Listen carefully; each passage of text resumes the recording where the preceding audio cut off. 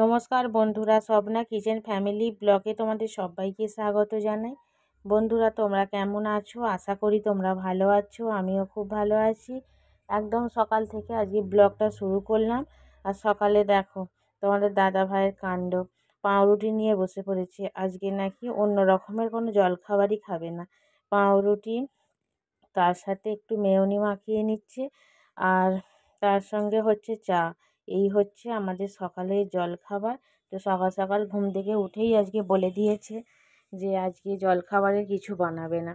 তো আমি ভাবলাম যে কেন বলছে, তখন তো আর বুঝিনি যে সকালে পাউরুটি খাবে। তো সকালে পাউরুটি চা খেয়ে যে যার মতো কাজে লাগতে হবে। তো দেখো এরকমভাবে পাউরুটি খেতে না খুবই ভালো লাগে, এটা দিয়ে তারপরে জ্যাম দিয়ে। তো আমাদের এইভাবে পাউরুটি খেতে সকলেই খুব ভালো পছন্দ করে। তো তোমাদের দাদাভাই এটা খেয়ে আজকে কাজে বেরিয়ে যাবে। তো আমাদের যে যার মতো কাজ হয়ে গেছে। আর মিঠাই দেখো বাগানে চলে এসেছে ফুল তুলতে। যদিও সকালে আমাদের ফুল তোলা হয়ে গেছে, ফুল তুলে ঠাকুরের সেবা দেয়া সবই হয়ে গেছে, কিন্তু এই তো পাকা গিন্নি ঘুম থেকে উঠেছে, উঠে দেখেছে গাছে বেশ কিছু ফুল রয়েছে। তো সে একটা বাটি নিয়ে এসেছে, যে বাটিটা ঠাকুরের কাছে থাকে না, ওটা দিয়েই মনসাতলাটাকে ধোয়া হয়, ঠাকুরের বাসন ধোয়া হয়, সেই বাটিটা দিয়েই ফুল তুলি। তো ওই বাটিটাই মিঠাই নিয়ে চলে এসেছে, আর মাথায় টুপি পরেছে, কারণ ফুল গাছের এখানে রোদ্দুর হয়েছে। তো আমাকে বলছে, মামনি টুপিটা দাও, মাথায় দিই, তারপরে ফুল তুলব। তো টুপিটা মাথায় দিয়েছে। আর দেখো কত রোদ্দুর এসে গেছে এক্ষুনি, এখন বাজে 9টা। তো এখনই এত পরিমাণে রোদ্দুর এসে গেছে না। তো যে ফুল গাছগুলো হাত পাচ্ছে না, সেই ফুল গাছগুলো আমাকে বলছে একটুখানি ডালগুলো নামিয়ে দাও, আমি তারপরে তুলে নেব। তো আমি ফুল গাছটা একটু একটু করে ডালটা নামিয়ে দিচ্ছি, আর মিঠাই না ঠিক একটা একটা একটা একটা করে ফুল তুলছে। তো ফুলগুলো তুলছে, ও আবার কি করে, ফুলগুলো তুলে মনসাতলায় আবার সাজিয়ে দেয়, নষ্ট করে না। তো বায়না করছে, তো একটু কান্নাকাটি করছিল, তুমি সব ফুল তুলে নিয়েছো। আমি বললাম আমি ফুল তুলিনি। তো বন্ধুরা, ফুল তুলতে তুলতে হঠাৎ কানে একটা মাইকের শব্দ এলো।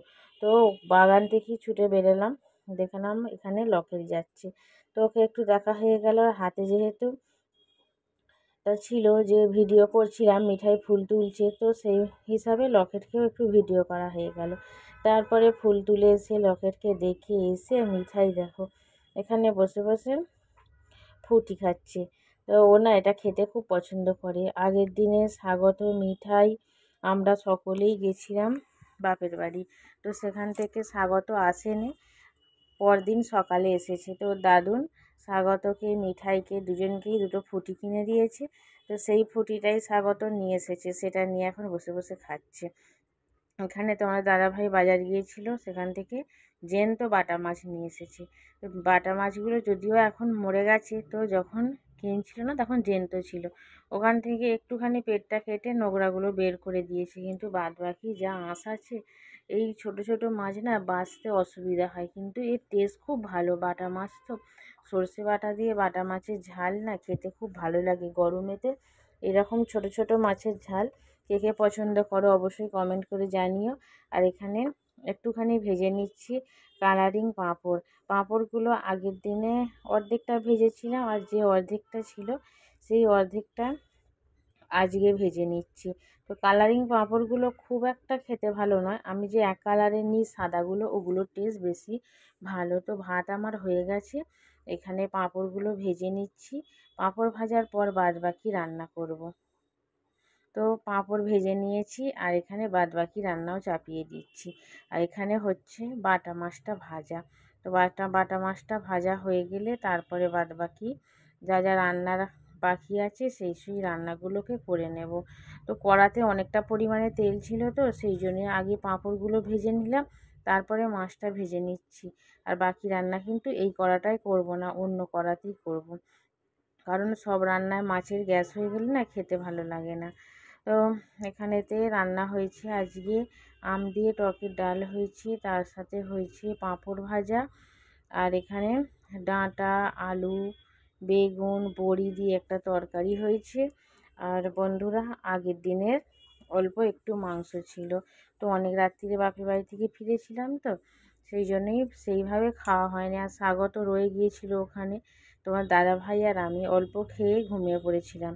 তো ওখানেতে মাংসটা রয়েছে আর তার সাথে সর্ষে বাটা দিয়ে বাটা মাছের ঝাল, এই হচ্ছে দুপুরের খাবার। তারপরেই দেখো মিঠাই হাতে ঠাকুরের প্লেটটা নিয়েছি, যে ঠাকুরের প্রসাদ ছিল না সেগুলো এই যে প্লেট থেকে তুলে তুলেই খাচ্ছি। আমি বলছি একটা অন্য জায়গায় ঢেলে দিয়ে দাও, সে তো আমার কথা শুনবে না, ও সেই প্লেট নিয়ে দাঁড়িয়ে দাঁড়িয়ে খাচ্ছে। আর দেখো আজকে স্বাগত নিয়ে এসেছে তালশাঁস, তো বৈশাখ মাসে তালশাঁস খেয়ে রাখতে হয়, সেই জন্যই। তো লাস্টের দিকে গেছে, তিনটেই পেয়েছি। যাই হোক, এই বছরের স্বাদ তালশাঁস আজকে খেয়ে নেব। তারপরে মিঠাইয়েরও খাবার দিয়ে দিলাম, ওকে দুধ চা একটু গুলে দিয়েছি, দুধ চা খাইয়ে দেবো। আর আকাশের ওয়েদারটা না খুব একটা ভালো না, প্রচণ্ড পরিমাণে ঝোড়ো হাওয়া বইছে, জানি না ঝড় হবে কি না। তো কারেন্টটাও বন্ধুরা চলে গেল, সন্ধে দিলাম তারপরে কারেন্ট চলে গেল। আর আমি তাড়াতাড়ি করে সন্ধে দেওয়ার পর কিন্তু যাই দেখছি প্রচণ্ড ঝোড়ো হাওয়া দিচ্ছে না, তখন আমি কিচ্ছু না করে সন্ধেটা দিয়েই আটা মেখে নিয়েছি। আটা মেখে রুটিটা যাই আমার শেষ হয়ে গেছে না, তখনই কারেন্ট চলে গেছে। তারপরে তো মিঠাই যেখানে বসে আছে এখন কিন্তু কারেন্ট চলে গেছে, আর এখানে প্রেসার কুকারে ডাল হচ্ছে আর ওদিকে চা বসিয়ে দিয়েছি। মিঠাই বসে বসে পাঁপড় ভাজাগুলো খাচ্ছে। চারিদিকটা অন্ধকার না, ওর একটু ভয় ভয় মতো করছে, ওই জন্যই আমার কাছে বসে আছি। আর স্বাগত কিন্তু লাইট জ্বেলেই পড়াশোনা করছে। তো আমি এখানে রুটিটা আগে করে নিয়েছিলাম, কি ভাগ্যি, নাহলে কারেন্ট চলে যাওয়া তারপরে মিঠাই একটু আটা নিয়ে ঘাঁটাঘাঁটি করে, এসব ভালো লাগতো না। যাই হোক, কারেন্ট চলে গেছে, ডালটা কিন্তু করতে পারবো, কিন্তু রুটিটা করতে খুবই অসুবিধা হতো। আর এখানে দেখো এখন বাজে রাত্রির 11টা, এই যে মিঠাই ঘুমিয়ে পড়েছে। কারেন্টটা কিন্তু এখনও আসেনি, তোমরা দেখেই বুঝতে পারছো যে আমি অন্ধকারের মধ্যে ভিডিওটা করছি। কারেন্ট না থাকলে না ভালো লাগে না। আর বহুত দিন পরে আজকে বৃষ্টি হয়েছে, যেরকম বৃষ্টি হয়েছে সেরকম মেঘ ডাকছে।